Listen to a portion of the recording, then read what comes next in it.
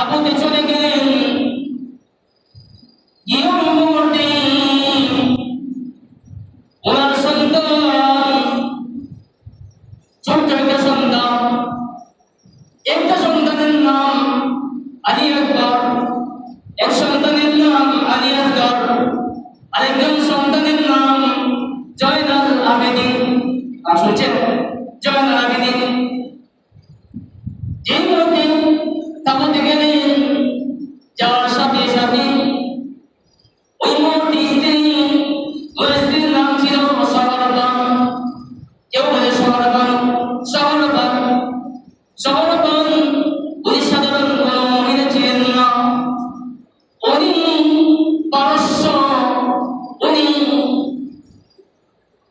পারস্য সম্রাটের মেয়ে ছিলেন।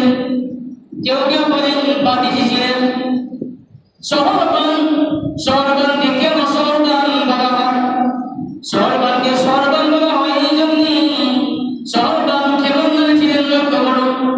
শহরবান যে বলতেন পারস্যের সমস্ত যারা আজকে বন্ধ থাকবে, উনি শুধুমাত্র মুখ দিয়ে একবার বলে তাই করা হতো। সুবহানাল্লাহ। কেমন উনি ক্ষমতাবান ছিলেন। আজকে তো ইসলামের জন্য, ইমানের জন্য কি অবস্থা লক্ষ্য করুন। পারস্যের সম্রাটের মেয়ে ছিলেন সহরবান।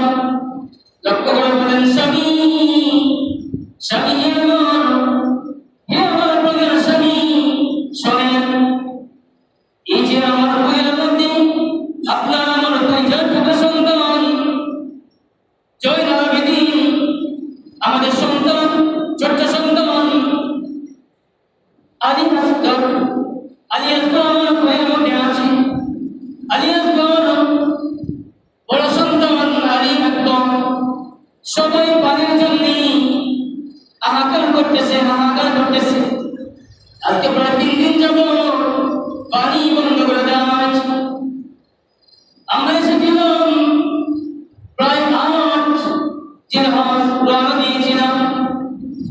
আজকে প্রায় 10 মুহররম, প্রায় 1 মাস 2 দিন হয়ে গেল। লক্ষ্য করে বলতে লাগলেন, স্বামী আমার সবাই ক্ষুধার্ত, কোনো খাবার নাই, পানিও নাই। আচ্ছা আমি আপনি আমার সহ্য করতে পারলাম। ছোট্ট সন্তান আলী আসগর পানির জন্য হাহাকার করতেছে, পানির জন্য কান্নাকাটি করতেছে। না জানি কোন সময় করে যা ফেটে আমার সন্তানটা মারা যাবে। ও আমার প্রিয় স্বামী, আমার এই সন্তানটার জন্য আপনি পারলে একটু ফেরত করে দেখি। আমার সন্তান আলী আসগরের জন্য সামান্য একটু পানি নিয়ে আসো। যদি তাও সম্ভব না হয়, তারা না দেয়, আপনি এক কাজ করেন, আমার এই সন্তান আলী আসগরকে আপনি নিয়ে যান তাদের সামনে। তাদেরকে আপনি দেখায় বলবেন, তাদেরকে আপনি দেখি বলবেন।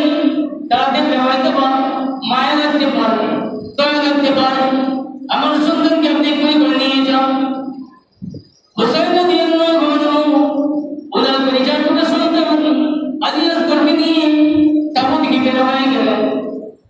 গিয়ে ইবনে জিয়াদের সামনে দাঁড়িয়ে বললেন, ভাই তোমরা মুসলমান, আমরা মুসলমান। ও ভাই, এরপরে তোমাদের যদি দুশ্মনী থাকে, আমার সাথে দুশ্মনী আছে। এই ছোট্ট নিষ্পাপ মাসুম বাচ্চা, তার সাথে তোমার কোনো দুশ্মনী নাই, ঠিক কিনা? দুশ্মনী থাকলে দুশ্মনী আছে আমার সাথে। এই নিষ্পাপ মাসুম বাচ্চা কি দোষ করেছে? এই নিষ্পাপ মাসুম বাচ্চা, তার কি অপরাধ, তার কি দোষ? আমার এই সন্তানটাকে বলে দাও। যদি তোমাদের বিশ্বাস না হয়, আমার এই সন্তানটাকে তোমরা নিয়ে যাও। নিয়ে তোমরা নিজ হাতে নদী থেকে সামান্য কিছু পানি, 2 ফোঁটা পানি আমার সন্তানকে তোমরা পান করে দাও। যেই মুহূর্তে হুসাইন রাদিয়াল্লাহু আনহু সন্তানকে এইভাবে ধরে রাখলেন, চিন্তা করেন দেখি তাদের এটা দয়া লাগেনি, মায়া লাগেনি। এইভাবে সন্তানকে কুলের মধ্যে নিয়ে ধরে আছে। ইবনে জিয়াদের 22,000 সৈন্য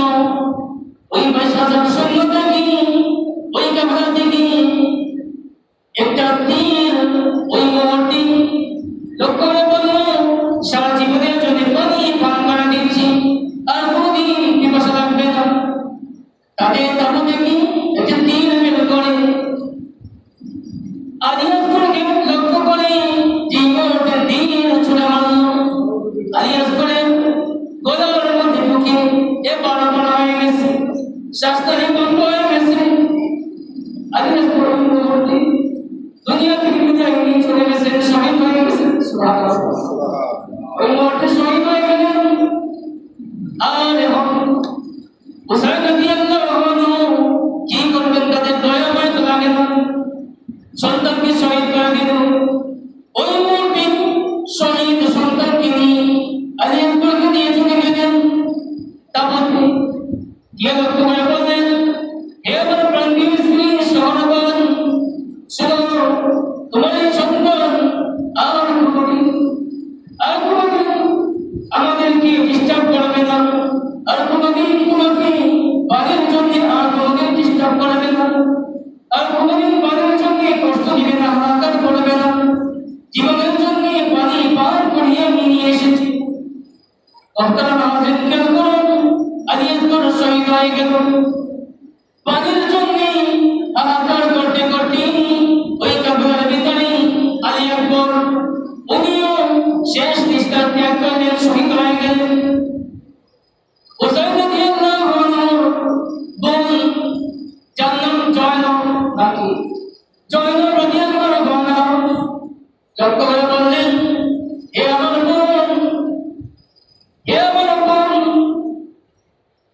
আমি জানি তোমার স্বামী কাসিম, তাকে সেও শহীদ হয়ে গেছে। তাদের সাথে যুদ্ধ করে তোমার স্বামী কাসিম শহীদ হয়ে গেছে। তোমার 5টা সন্তান, আমার ভাইয়েরা মুহতারাম হাজিরিন, জয়নবের স্বামীও শহীদ। জয়নব রাদিয়াল্লাহু আনহুর 5টা সন্তান ছিল, 5টা সন্তানই শহীদ হয়ে গেছে। সুবহানাল্লাহ। 5টা সন্তানই শহীদ হয়ে গেল। হুসাইন রাদিয়াল্লাহু আনহু লক্ষ্য করে বলেন, বোন আমার, হে বোন আমার, শোনো, আমি তোকে দুইটা কথা বলে যেতে চাই। আমি একটু পরে রওনা হয়ে যাব, জানি আমি আর ফিরত আসবো না, আমি শহীদ হয়ে যাব। ও বোন, আমি যাওয়ার আগে তোমাকে আমি দুইটা কথা বলে যেতে চাই। কাফেলার মধ্যে পুরুষ কেউ নাই, মাত্র একজন জীবিত আছে, আমার সন্তান জয়নুল আবেদিন। জয়নুল আবেদিন, আমার সন্তানটা অসুস্থ, আমার সন্তানকে তুমি কাফেলা থেকে বের হতে দিবে না, আমার সন্তানকে তুমি, ও বোন জয়নব, আমার এই সন্তান পুরুষদের মধ্যে মাত্র, আহলে বায়াতের মধ্যে পুরুষদের মধ্যে মাত্র একজন জীবিত রয়েছে, পুরুষদের মধ্যে একজন জয়নুল আবেদিন। তাকে তুমি তোমার নিজের সন্তানের মতো তাকে তুমি লালন পালন করবে, তার কোনো ক্ষতি হতে দিবে না। এবং আমার তোমার কাছে আমার যাওয়ার আরেকটু তোমার কাছে আমার বোন, আমি যদি শহীদ হয়ে যাই, আমি তো নিশ্চিত শহীদ হয়ে যাব। আমি শহীদ হয়ে গেলে তুমি যদি তোমার জীবদ্দশা কোনোদিন আমার মনকে স্বপ্ন চোখে তুমি দেখো, তখন তুমি তখন নানাজির বুকের আমাদের তোমার মাথা দেখি, নানাজিকে তুমি এই ইরাকের এই কারবালার হৃদয় বিদারক মর্মান্তিক এই কাহিনী ইতিহাস তুমি নানাকে জানাবো। এরপর তুই কিন্তু শিয়াদের মতো এরকম কান্নাকাটি করবে না, চুল ছিঁড়বে না, কাপড় ছিঁড়বে না, মাতম করবে না, বোন সামলাবি না। হে বোন আর আমার সন্তানকে সুন্দরভাবে লালন পালন করবে নিজের সন্তানের মতো।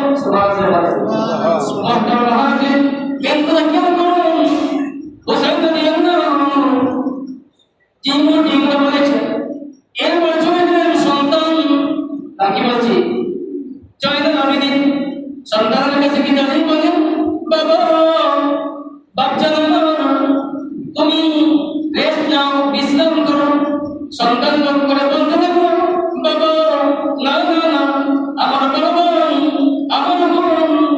আমার বোন সকিনার স্বামী, আমার দুলাভাই কাসিম শহীদ হয়ে গেছে। আলী আসগর আলী আকবর তারাও শহীদ হয়ে গেছে, আর অনেকেও শহীদ হয়ে গেছে। আমিও এই জীবন রাখতে চাই না, আমার কিন্তু পারমিশন দাও, আমার মন চায় আমি কারবালার ময়দানে গিয়ে আমিও তাদের মতো যুদ্ধ করতে করতে আমিও যেন শহীদ হয়ে যাই। আমি এসব হতে চাই। বলেন না দাদা, তোমার শরীর অসুস্থ, তুমি রেস্ট দাও, বাবা তোমার জীবিত আছে। এই কথা বলি যে মহাজন বলে দিয়েছে, বর্তমান মহাজন লক্ষ্য করুন, যে মুহূর্তে বাকিগুলো বলতেছি লক্ষ্য করুন, যে মুহূর্তে জৈন আহলে বাইত যারা ছিলেন জীবিত তাদেরকে নিয়ে যে মুহূর্তে চলে গেলেন নবীজির রওজার পাশে, মহিলা যারা আছে তারা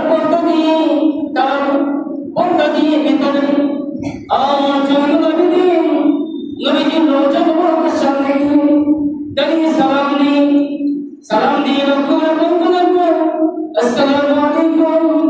সালাম দিয়ে নবীকে লক্ষ্য করে বলতে লাগলো, ইয়া রাসূলুল্লাহ। নবীকে লক্ষ্য করে বলতে লাগলো, নবী সালাম দিয়ে রওজার সামনে দাঁড়িয়ে 3 দিনের মর্মান্তিক ইতিহাস কষ্টের কাহিনী যে মুহূর্তে বলতেছেন আর চোখ দিয়ে পানি পড়তে লাগলো। মদিনার হাজার হাজার নারী পুরুষ এই 3 দিনের মর্মান্তিক কাহিনী শুনে মদিনার হাজার হাজার নারী পুরুষ তারাও কান্নাকাটি করতে লাগলেন, তারাও কান্নার সময় এসে গেলেন।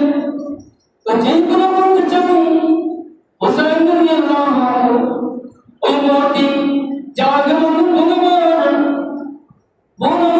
এবং আমি মনে হয়ে যাব, আমি তাদের সাথে জেহাদ করব, শহীদ হয়ে যাব।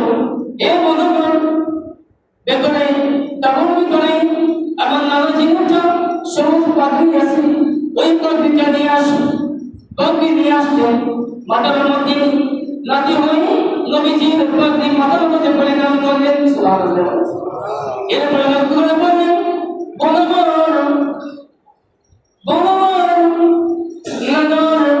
একটা তোয়ালে আছে, ওই তোয়ালেটা নানা বলেছেন যতদিন পর্যন্ত এই তোয়ালেটা তোমার সাথে থাকবে, কোনো কাফেলা দিন না, কোনো বাতিল শক্তি তোমাকে পরাজিত করতে পারবে না।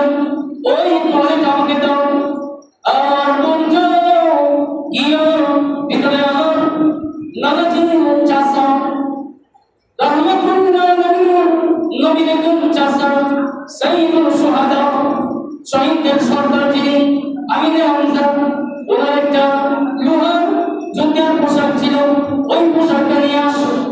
ওই পোশাক সবগুলো উনি নিলেন। এরপরে দুলদুলের উপরে উনি উঠলেন, সোয়ার করলেন, আমার বিদায় নিয়ে চলে গেলেন।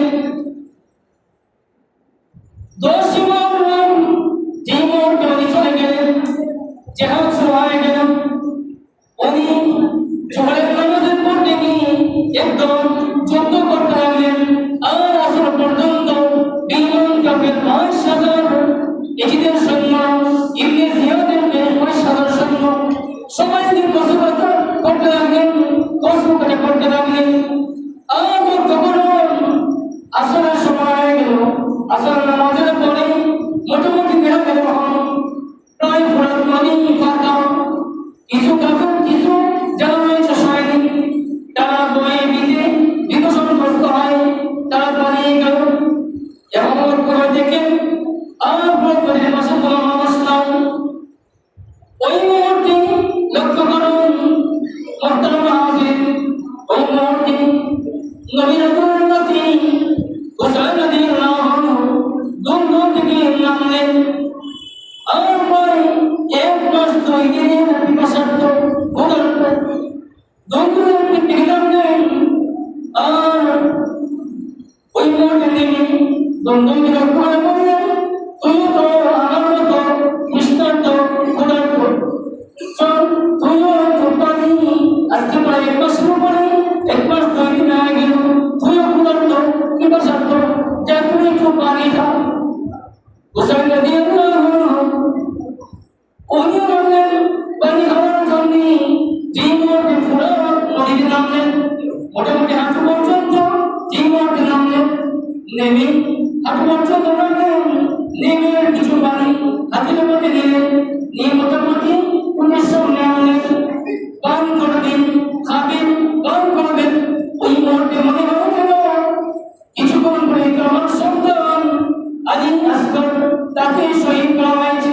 সে তো পানি খেতে পারে নাই, আলী একবার পানি খেতে পারে নাই, কাসিম এইরকম আহ্লাদে কেউ পানি খেতে পারলো না। আমি কিভাবে পানি সামনে আনবো, আমি কিভাবে পানি হবো? না না না, পানি আমি খেতে পারবো না। এইগুলো পানি হাতের পানি আমার ছেড়ে দিলেন, সুবহানাল্লাহ, হাতের পানি ছেড়ে দিলেন। আর আমার উঠে আসলো, এসে আবার যুদ্ধ শুরু করে দিলেন। যুদ্ধ করতে করতে এক পর্যায়ে প্রায় পালিয়ে গেলেন না, এক কষ্ট দিলেন না মানুষ, পানিও খান নাই, এক বছর ক্ষুধার্ত পিপাসার্ত।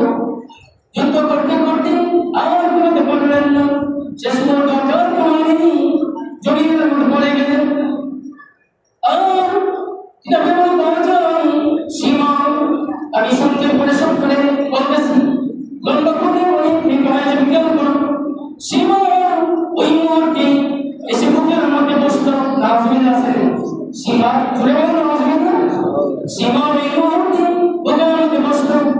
আর তলোয়ার ওদের সামনে ধরলো, তোকে আমি এই মুহূর্তে শেষ করে দিব। হুসাইন রাদিয়াল্লাহু আনহু লক্ষ্য করে বললেন, আমার নানা 50 বছর আগে স্বপ্ন দেখেছিলেন আর আমাকে বলেছিলেন একটা কালো কুকুর তোর উপরে বসবে, বুকের উপরে বসবে, আর তোর রক্তে সেবা হবে, নাউজুবিল্লাহ, রক্তে রান্না হবে। নবীজি আমার দাদা আমার নানা তোমার কথা বলেছিলেন, আমার নানা যান সমস্যা নয়, তুই আমাকে শহীদ কর। যে মুহূর্তে হুসাইন রাদিয়াল্লাহু আনহু গর্দান ওনার দেহ থেকে গর্দানকে আলাদা করে ফেললো, দেহ থেকে গর্দানকে আলাদা করে ফেললো। মহতারাম মুসলিম, শুধু এতটুকু করে জ্ঞান হয় না, তাহলে মনকে বুঝ দেওয়া যেত। এরপরে জ্ঞান কি করছে জানেননি? শহীদ করেছি, হত্যা করেছি, কিভাবে আমাদের পাওয়া যায়, সিরাতের কিতাবের মধ্যে আছে কিভাবে করে পাওয়া যায়। ইমাম হাসান রাদিয়াল্লাহু আনহু শরীরের মধ্যে প্রায় 133টি তীরের আঘাত, 133টি তীরের আঘাত, 33টি তলোয়ারের আঘাত, আর 21টি বর্ষার আঘাত আবার শহীদ করা হয়েছে। শুধু তাই নয়, যে মুহূর্তে মাথা আলাদা করে ফেললো, দেহ থেকে সঞ্চার করে মাথা আলাদা করলো। শুধু তাই নয়, বেদনের পরে কি বলে জানেননি? এরপরে তলোয়ারের আঘাতের মধ্যে মাথার মধ্যে হুসাইন রাদিয়াল্লাহু আনহু মাথাকে ধরে এরকম ঘুরায় আর লম্বা করে জয় জয়